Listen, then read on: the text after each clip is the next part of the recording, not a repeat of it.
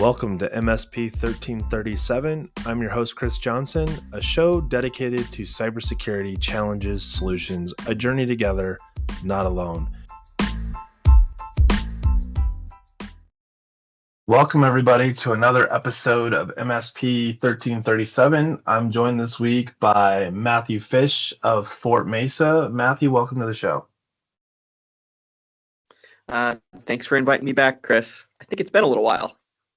It has. There's been a lot of a noise. So when the podcast is noisy, we get a lot of requests to, hey, heard an episode.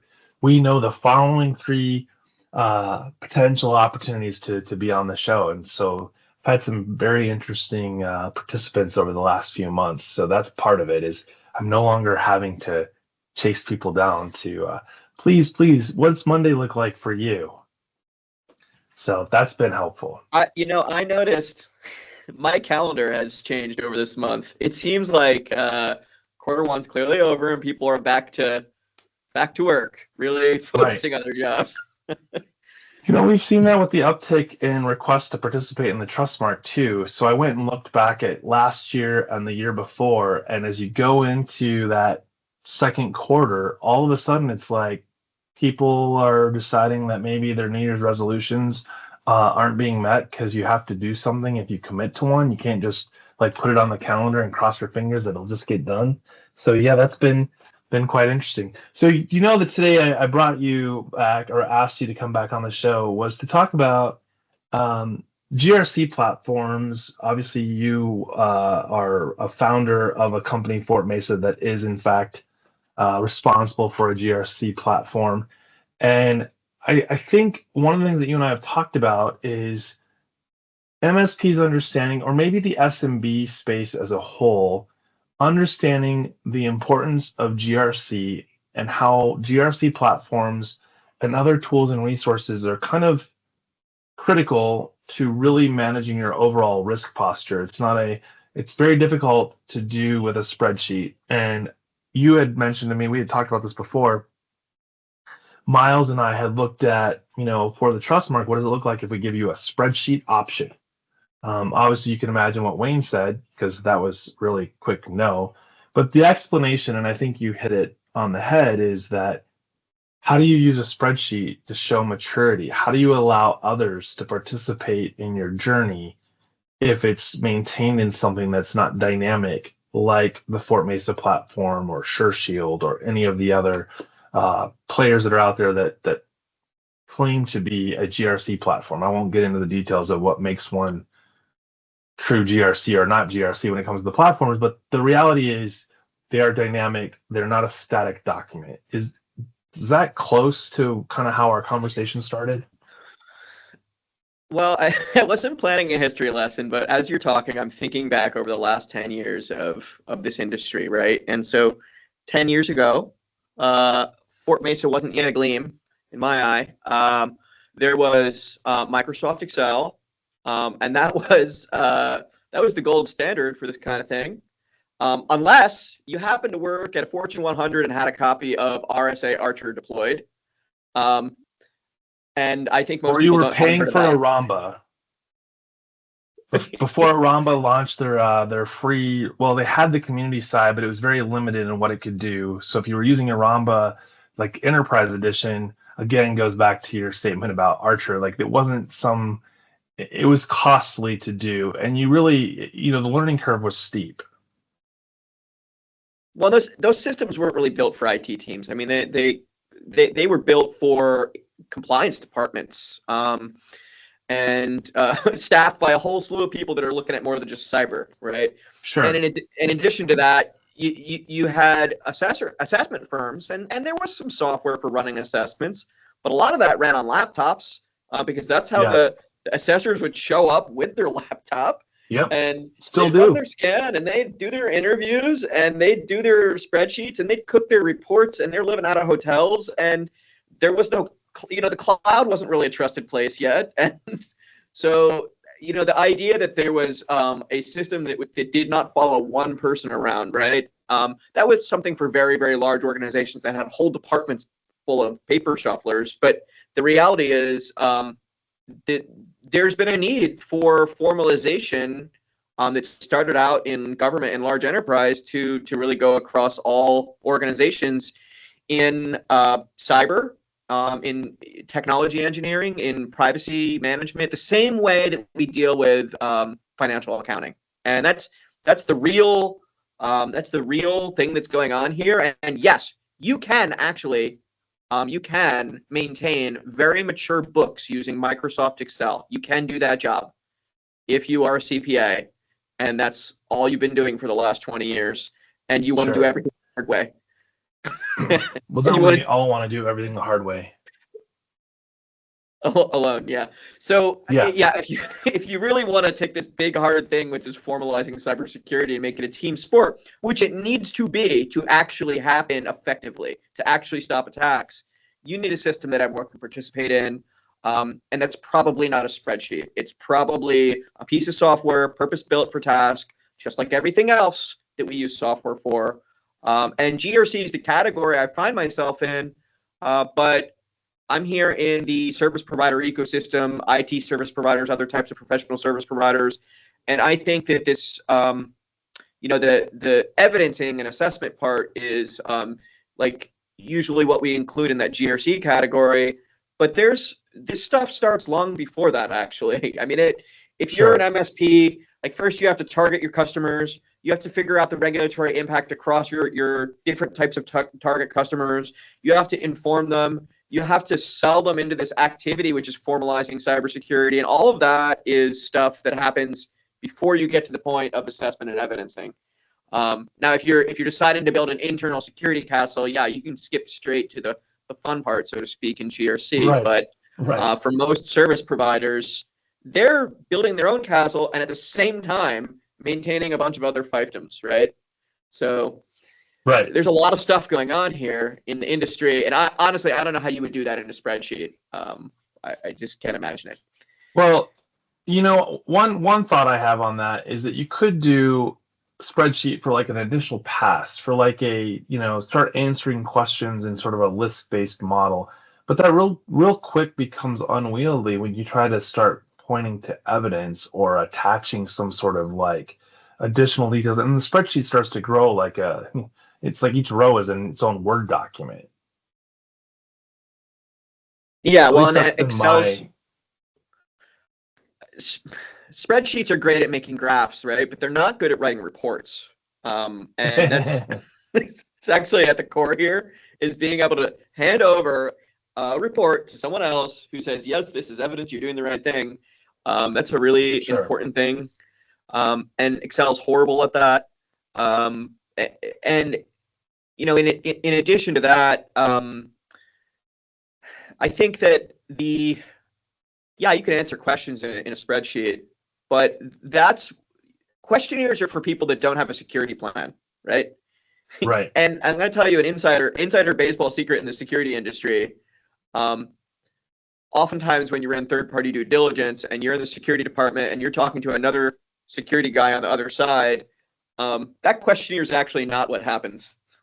That questionnaire is for people that don't have a plan. What happens when you have a mature organization is, oh, we use this standard internally. Oh, you use that standard internally? Oh, can we swap our attestation certificates from our assessors? And that's like beginning, middle, and end. And it's a short conversation, securities on both sides, and you don't go down that questionnaire road. And that's, to be able to do that type of thing, you just have to build maturity across the board.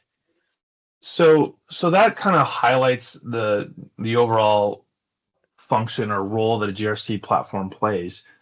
Talk to me a little bit about this. You know my opinion on it, but I'd rather hear yours on the collecting evidence. We're watching GRC platforms, I don't want to say sprawl, but in the integrations that GRC platforms has gone from, onesie, twosie to hundreds of integrations, varying for things like management of like the to-dos or the tasks that need to be accomplished within the GRC platform, tied to the framework. Maybe it's mapping to, insurance questionnaires or any number of things that are outside of the GRC tool.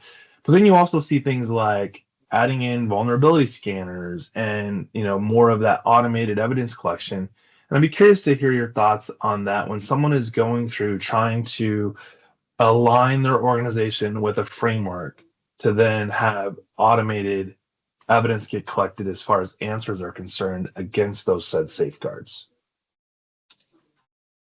So I think there are ways that those integrations can be supportive. And we have, and I hope none of my engineers are listening right now, we have invested a ton of effort actually in building integrations, building in APIs people can access from the outside, building ways to export data and import data. We've got some built-in point tools that actually do some data collection. All of that said, and this is something I emphasize to every single partner who will listen. When you open up the cover of a brand new software, it's tempting to treat it like a Lego set, right? And right. Great, I've got all these bricks in front of me. I want to build something, right?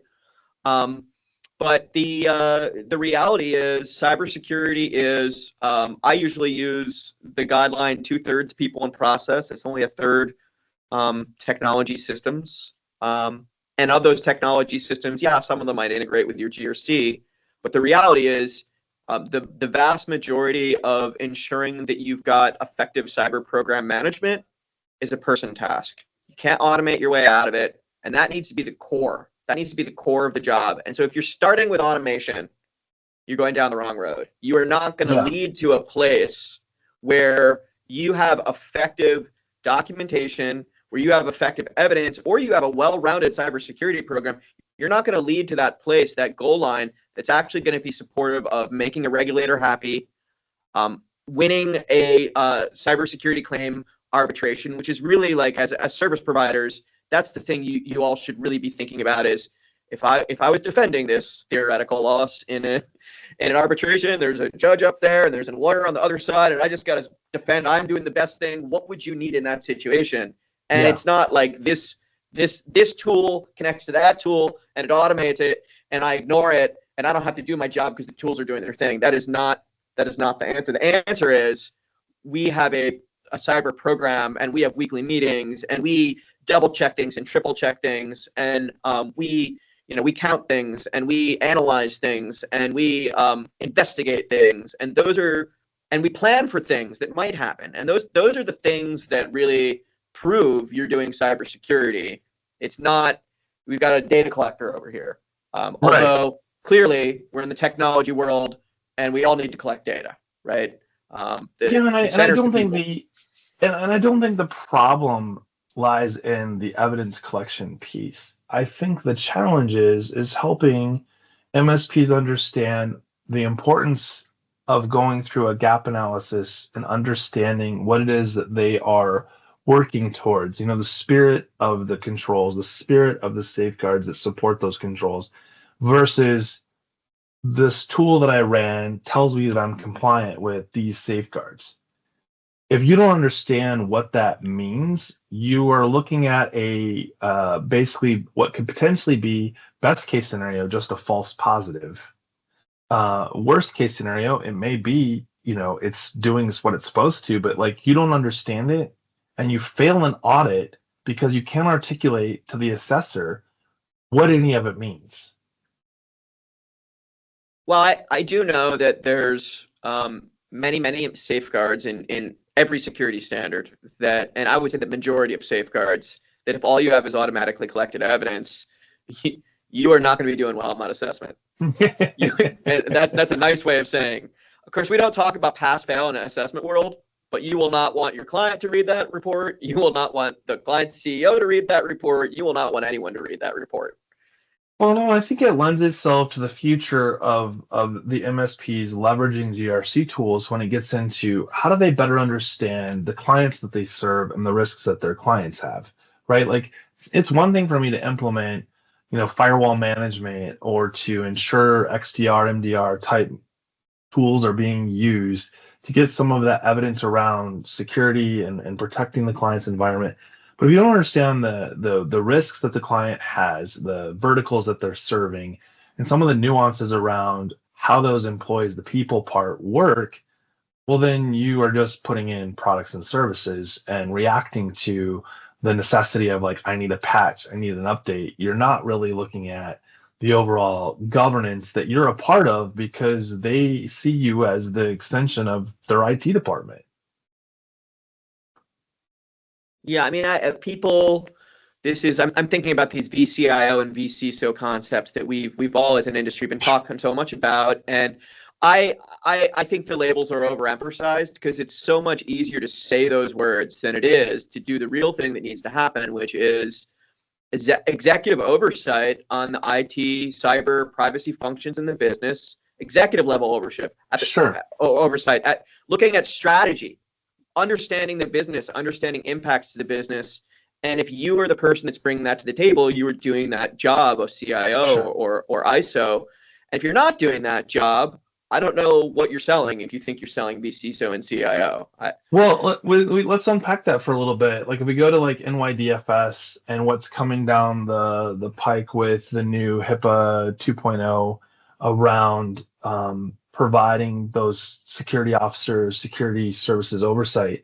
In NYDFS, it talks about, if you're under a certain financial capacity, being able to leverage a third party. You even see this in CIS Top 18.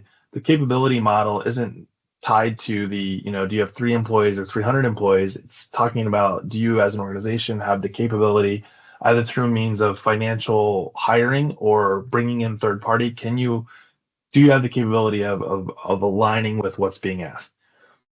I think that where we get in trouble on using language at the MSP level of saying we're going to be your fractional CISO or VCISO is or even a full-time CISO, right? Like we're providing full-time CISO services, is that the idea is similar to what you would get from an MSP for IT services in that the internal IT or the staff within the organization does not have the expertise on, say, managing 365 or building out firewall rules. So you've engaged an MSP to do that.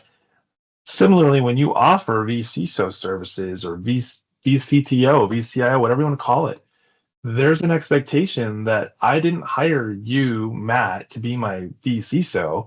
I hired, say, FortMesa to be the VCISO. And because of that, I get access to that leadership and that knowledge and experience to help us make cybersecurity decisions in this particular case, right, around the governance, risk, and compliance of my organization.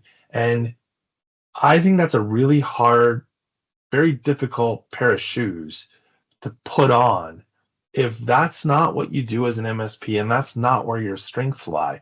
But it does sound really, really good when you put that line item on a piece of paper and say, hey, and one more thing we now offer you for fill in the blank dollars per month.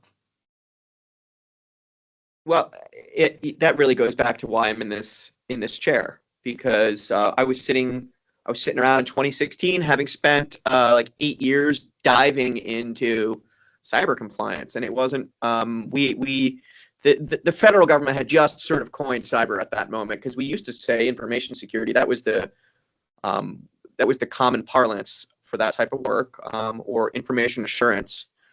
But yeah, I've been down a deep rabbit hole, and it's unreasonable to expect that anyone that's managing, an IT team can dedicate that amount of time to every single regulation, every single update to every standard across all the verticals that you might be in an MSP. It's a difficult thing to collect. And when we founded FortMesa as a software company and now a services company, it was with that mission of, okay, there's clearly not enough people who just spent the last 10 years learning this stuff to go around. And a service provider, even if they're trying really hard to get good at this, they can study in part-time, but they're not going to have the experience to understand. They may be able to read the regulations, but they're not going to know the history. They're not going to know about all the other regulations they haven't read. They're not going to have the gritty experience of when things go bad to draw on and how to protect from it. And this is the reason why the grown-up cyber advisory world has existed for decades, but largely it's been available to the biggest payers, the biggest pocketbooks. Those cyber advisory contracts are $500,000, $1 million a year. just to bring advisory into your enterprise. So for a small business, they have nowhere to turn. They turn to their service provider. The service provider, again, doesn't have that skill set. So where do they turn, right? And that's really why we got into this mission. And so one of the things we try to do is really be that backstop. And I spend a large portion of my time getting my team up to date on the next latest standard, the next version of the standard from last year, the regulation that was just passed in XYZ region someplace in the world. And there were two yesterday and today. Well, we can't keep up on all of them. Yeah, clearly. So Japan just released their new cyber program initiative, and then I think it was today they finalized the UK for going into 2026, incorporating MSPs into the requirements as part of critical infrastructure. So that's just two in 1 week. And your audience, they may or may not be aware that HIPAA is about to get shredded, and version 2. Well, I don't know. It's like version 8 at this point, but sure. The first update in a really long time. Right. It's a major update, and not only is the language changing, but they've really stiffened the requirements, and the final rule isn't out, but the draft is really something, and we're looking at that later this year. And you may have spent the last 10 years working with healthcare clients, but if you haven't been following that along, you're probably unprepared to deliver that later this year. So I think it's really important to have that backstop, that outside advisory, and you can bring a vCISO into your practice. Our service delivery model is we provide that, and we also provide the software. Yeah, so just to clarify, I think the HIPAA one was February was the draft that was released for what they're calling revision 2. So we'll call it revision 2 on the comment period is closed. Yeah, there was a draft, and the comment period's closed now, and theoretically, the final rule could be out any day. There's probably some stuff in some smoky rooms. Are they still smoky? I don't know if those back rooms are still smoky, but we're going to see that update sometime this year, and it's going to shake things up a little bit in healthcare security. Well, what's interesting is they really spent some energy on looking closer at a lot of the government under 853, right? So there's a lot of more detailed guidelines around it, and I think that's the part that's interesting when we go back and look at the Trustmark. Is the Trustmark was built for MSPs with specifics on what they needed to do, rather than saying, hey, at the 10,000 foot level, be thinking about SSO. It's easier than individuals just logging in with random credentials that they so choose using a password manager or not. Well, so and if you're on track for the Trustmark, you're actually going to be doing quite well on that HIPAA update, with the exception of the HIPAA update. Also, they're changing the retention requirements on some of the security data, and there's an assessment requirement that's way more prescriptive than it used to be, because you used to be able to just check a box. Yeah, I did a risk assessment, and no one defined what that meant. And now there's a definition of a risk assessment and when you have to do it, and it's annual, by the way, for anyone in healthcare, and it's going to be a big deal. Well, and that was the other thing that was really interesting is semantics, right? So remember back in the day when EMR, EHR were two very unique things, electronic medical records versus electronic health record or health systems.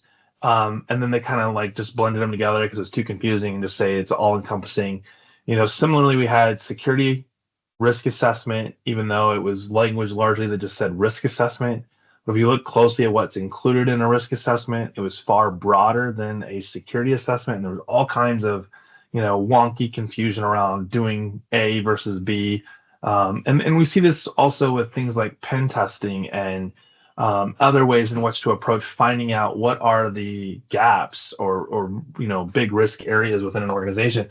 And I'm hoping that in version 2, we're going to see a tightening of clarity around do this to satisfy safeguard, not think about this.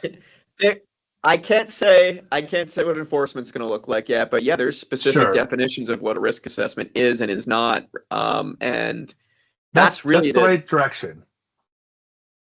But it's also, as you said, it's prescriptive across many areas of security because people may not know this. There's something like 100 requirements in the current HIPAA rule, but only 19 of them are mandatory. The other 80 of them are, well, here's a list of technical things that you might need to do. If your risk assessment says you need to do them, you go figure it out, which was... Well, I would say it's a little bit more complicated than that because after you have required, you have the addressable, and then you have, what is it, optional? And Yeah. addressable doesn't mean it's not required. It's more of like, how are you doing this? It may be accepted, it might not. Yeah. Well, Which again doesn't help somebody.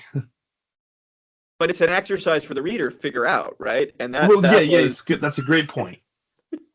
we would love for you guys to look at this document. Think of it like a story problem that you did in 3rd grade. The train is going west at 50 miles an hour. There's a train going east at 35 miles an hour. At what point will they collide? And you're like, why would I ever have to do the calculation on that? I'm pretty sure, like in real life, I am not going to get hired to do math on that specific scenario. And they weren't idiots. I mean, they came up with that system because that's how we did cyber in large companies, because you had risk teams that's what they did. They analyzed things to the nth degree to figure out the plan. And we're talking about people. Yeah. Well, I mean, I get it that we talk about people across frameworks as far as being like the least, the weakest link, that kind of thing. But, I was talking about this last week on the show that, HIPAA compliance and providing cybersecurity into healthcare is the only place where the responsibility is on protecting people, not, a box on the corner, right? Like you can't just go in and do a vulnerability scan, against, heart rate monitors and, dialysis machines because they might stop working. Like, so when I went to security school, literally, like when I did some training, I was taught, and this was some years ago, about the CIA triad. You got confidentiality, integrity, availability, and there's not really one type of security. There's these core fundamental forces in cybersecurity: keeping things secret, right? Keeping them safe, making them available. These are like 3 different things security can do. But that, and it's still in the textbooks today. Like you go pick up a security book, it still looks like that. But safety, human safety, literal human safety, is really the 4th pillar of cybersecurity. And people sometimes argue that because it's not a fundamental force, it's like an outcome, right? Right. But the byproduct of doing those 3 well. But I've found, really, in my security practice over the last 15 years, if I bring up the word safety, it changes people's mental map on what they're supposed to be doing in cybersecurity. When I ask them, so is there anything here that could impact human safety? And real thinking and real decision making that's a little bit different than if you don't ask that question. And I think it's critical. It should be in the regs. Well, that we're running out of time here, but that goes hand in hand with using tools to solve those types of problems. Like it used to be really expensive to do a penetration test. I got to get those guys out of their dark basements and start attacking my infrastructure. But at the very least, you knew it was a human, and they could make decisions around, hey, what I'm looking at appears to be fill in the blank device. I probably shouldn't try to exploit that because it could have repercussions that go way beyond the scope of this pen test. I have to follow a set of rules. When you do that with an automation tool by itself, where you just give it to someone who's never done pen testing before and say, hey, go do a pen test, well, you're just inviting potential real life, real world problems that may impact people. Yeah, you can really steamroll systems that way. Yes. Should I bring this back around to GRC? Yes. So what you're talking about is that the right person needs to be working on the right thing at the right time, and they need to not make mistakes, and they need to be informed on how to make the right decisions. And that's really the focus of operating a cybersecurity program, and that's why you own a GRC system, is to operate the cybersecurity program. It's not to run through a checklist. It's kind of the command center that gives oversight to what's happening within the organization, right? It's the big picture with boundaries or with bumpers to help you be successful. The frameworks are not meant to be punitive. That's not why they were ever built. Yeah. Any last words, Matt? Well, I've been really encouraged by developments in this industry. I really see that, for the last few years, we've seen a lot of pressures on the end client, and they've been raising their hand, hey, service provider, can you help me? And I've been really encouraged by the uplift I've seen in skill building in the industry over the last year. So I know that people are working hard on this stuff and they're adopting systems to really raise their maturity, and I can't wait to work with more of them. And they are starting to know what the definition of GRC stands for, and they can talk to it. It's no longer just a quick Q&A, right? Like they actually are contributing to the conversation around how they've implemented and how it's benefiting their company, which I think is awesome as well. For those of you listening, this has been an episode of MSP 1337. Thanks, and have a great week.